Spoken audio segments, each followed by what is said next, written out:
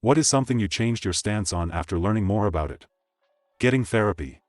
My upbringing is within an Asian household, so when it comes to dealing with emotions, we tend to shove that into jar and move on. I used to think that receiving therapy is for the mentally ill, weak, etc. I don't have problems, therefore I don't need therapy. But after recent events in 2021 with certain people, I tried therapy, and after a few sessions it just revealed some baggage I wasn't even aware of. Honestly, I wish I started earlier when I was in my 20s.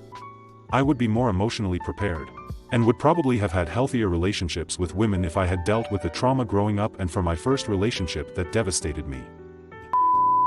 A surprising amount of things. As a teen/young adult, I had made up my mind about so many things. Just decided things at a cursory glance without ever looking into or studying anything. I realized a lot of my snap judgments were either way off or well-intended naivete. I also understood that there would always be one person smarter than me, who could call me out on my sloppy opinions, which can be quite embarrassing. Instead of looking like a fool, I decided to actually research things, look into topics and gain an understanding of the subject matter. This was back in the 90s/00s. So having sloppy opinions was merely a social faux pas. Information is so important these days. It's crucial for everyone to actually read about the thing you have an opinion on. Something more than an internet article or an op-ed. It was the greatest thing I ever did for myself. I'm smarter because of it. I feel my opinions are more valid. My arguments are stronger. People actually listen when I speak, and most importantly, I don't have to question myself. Roundabouts. Based on all the complaints, I assumed they were confusing and unnecessary. When my city put in a bunch, I realized that I no longer had to wait 3 minutes at all of the punishment lights. Love roundabouts now. Of course, that didn't stop the older population of the city from trying to have them removed. One guy even ran for city council on the platform that he would immediately put the stop lights back in. Change is hard, I guess. Cars. I've been a car nut all my life. I think it started when I was around 10 years old and learned about the McLaren F1. Then later on the Lamborghini Diablo. V8, V12, V6, flat 4 didn't matter. I loved that every engine type had a great car to go with it. I decried the rise of SUVs and lamented the decline of the manual transmission. But progress marches on. CVTs, direct injection, traction control, auto headlights. They all bring something to the table that was previously impossible, or greatly improved safety. But something I always struggled with is that I'm an environmentalist at heart. Reconciling those two is difficult. I love sports cars, but I also want the car I own to be as efficient as possible. Then electrification came along. And after I had the opportunity to drive a friend's Tesla, I was hooked. I wanted to know everything there was to know about EVs and wanted one myself. Going down that rabbit hole, I inevitably kept coming back to environmentalism. And for a while I was convinced that EVs were the future of sustainable transport. But I eventually stumbled upon a reference to r/Frick cars here on Reddit, and when I saw it I thought, who would actually feel that way? I knew there were people that were apathetic about driving, and cars in general. But I always thought people that hated cars just couldn't appreciate the engineering behind them, and thought the culture around them was disgusting, which, let's be honest, really can be. But now, I'm fully on board with the Frick Cars movement. That sub-orange pilled me the Not Just Bikes YouTube channel, strong towns, and how disgustingly horrendous car dependency has ruined nearly every city and town in North America. Assisted suicide. I was against it, but after seeing my uncle suffer with extreme rheumatoid arthritis for a few years before eventually dying from it, I'm all for it now. If we put down our pets when they're suffering, why can't we do the same to our humans with their written consent? Homosexuality. I knew that the Bible said it was wrong fewer times than it said divorce was wrong. In college I actually met a lesbian for the first time. I had known them for months before I found it out though, so my brain was confused. But they're normal. But they're gay. So does that change anything? How does that affect me? Wait. That doesn't affect me? So then what is the issue? I've never gone back to that stance. Being sober. Took a 8-ish-year landslide to one of the darkest places I've been in my life, and not once in those 8 years you could have talked me into putting down the bottle of whiskey that was glued to my hand. Been sober coming up on 5 years now, and I couldn't think of being anything other than sober. I won't sit here and say it's not easy. It is honestly one of the hardest things I have to deal with on a consistent basis. But the rewards are priceless. Empathy for the choices people make when they are not able to fully control themselves, i.e. addiction, mental health crisis/episodes. Having personal experience on both the receiving and giving ends really deepened my empathy and understanding that allows me to have a more nuanced and individualized approach to these kinds of things now. Climate change. Looking at the evidence, it's clearly a hoax. Just kidding.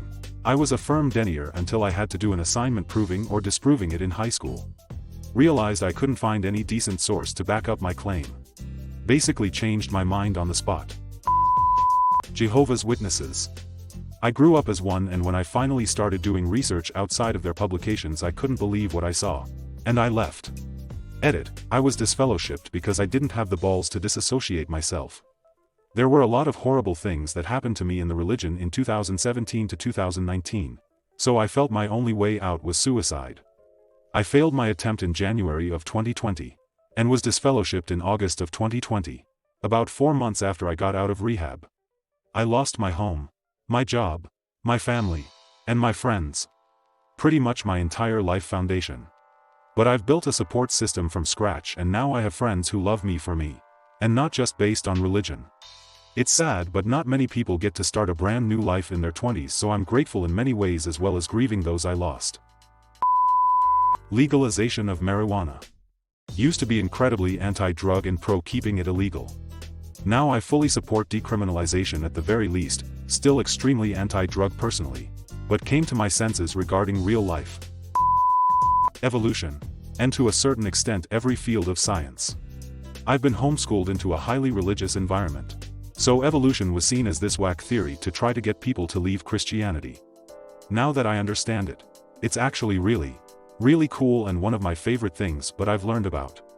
After getting outside sources on that in physics and linguistics and cosmology and lots of other stuff, I know. I'm a huge nerd, I changed my mind on every one of them. To be more accurate to how it actually is. Let's just say my science education was lacking and I had to, supplement it by just relearning literally everything on my own. Social media. I worked for an agency selling social media services to clients and I had to learn about it. The more I learned, the less I wanted to work with social media. It's a cesspool of lies, fraud, and illegal activities. Understanding why people shake their baby. Of course it is absolutely horrible and it seems like it should make sense that nobody should even think about doing it, but I have an understanding of how it can happen now. I had my own daughter 4 years ago and swore up and down that nobody but a monster would shake their child, but let me tell you that sleep deprivation is hell and it is terrifying. When my daughter was a newborn, she was crying very hard one particular night and nothing we did seemed to soothe her crying.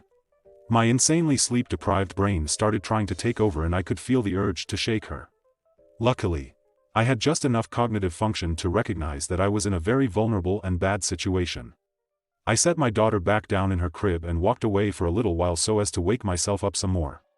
That is the most scared I've ever been of what the human brain is capable of. Horse racing. I come from an area that takes great pride in it. I've recently learned more about it and feel that it is animal abuse. They are shot up with steroids and other drugs and die more often than you would even think. Nuclear power. I used to be anti-nuke, based solely on the potential worst outcome of a catastrophic failure. While in college I saw a presentation on the various short-term and long-term negativities of all the different power generation methods, and nuclear is actually one of the safest, even including the 3 major incidents of Chernobyl, 3 Mile Island, and Fukushima. Additionally, coal-burning power is so unfathomably bad for everyone involved in every stage from mining the coal to living anywhere close to the plant that it is just orders of magnitude worse than anything else. Nuclear has the best balance of reliability, base load, safety, and ROI of any method known for generating power. Nuclear energy.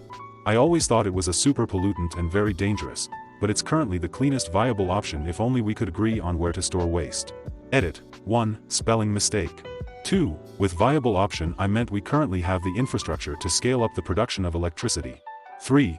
I didn't mean we don't have a way to store it because most countries do. It's we can't find and legislate a route from the NPP to the storage because of communities don't want a truck with nuclear waste passing in their village. Mormons. My ex-wife's sister married one. Before they met, my opinion of Mormons was, oh, they're basically just Christians with a couple wacky beliefs. They have multiple wives. How kooky yet ultimately harmless. The more of his family and community I met and interacted with, the more clear it became that Mormonism is a cult that preys on weak people like my ex-Sal. She converted within 3 months. His temple wouldn't allow her own mother or father inside during the wedding. They had to sit outside in the sun, alone, then pay for a separate ring ceremony they were allowed to attend. Learning more about a different culture or religion usually makes me more accepting. But ma and frick Mormons. Empathy. I used to always want to give people the benefit of the doubt if it meant they were learning or working on themselves. Because I know I'd want the same. Turns out some people will take your kindness and run with it. And you need to cut yourself off from people that do, or you're going to find yourself mentally or emotionally drained. Can't pour from an empty cup and all that.